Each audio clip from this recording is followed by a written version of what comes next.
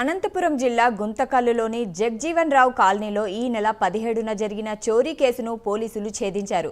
జగ్జీవన్ రామ్ కాలనీలో నివాసం ఉంటున్న భాను అనే మహిళ ఇంటికి తాళం వేసి పక్కనే దాచి ఆసుపత్రికి వెళ్లింది.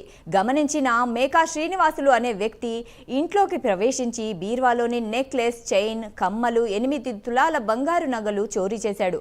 బాధితురాలు భాను ఫిర్యాదుతో పోలీసులు కేసు నమోదు చేసి విచారణ చేపట్టారు. ఇంటి సమీపంలో ఉన్న సీసీ కెమెరాల ఆధారంగా ముద్దాయిని అరెస్ట్ చేసినట్టు పోలీసులు తెలిపారు. అతని వద్ద నుంచి చోరీకి గురైన 8 తులాల బంగారు నగలను స్వాధీనం చేసుకున్నట్లు పోలీసులు తెలిపారు. ఇంట్లో చొరబడి బంగారం దొంగతనం చేసిన కేసులో ముద్దాయి అరెస్ట్ గురించి ఈరోజు మనము ప్రెస్ మీట్ నిర్వహించడం జరిగింది. ఇందులో ముఖ్యంగా 17/5/2025 ఫిర్యాది భాను అని చెప్పేసి జగ్జీవన్ కాలనీలో ఆమె హాస్పిటల్కి వెళ్తూ ఇంటికి తాళం వేసుకొనేసి మన గవర్నమెంట్ హాస్పిటల్కి వెళ్తాయి.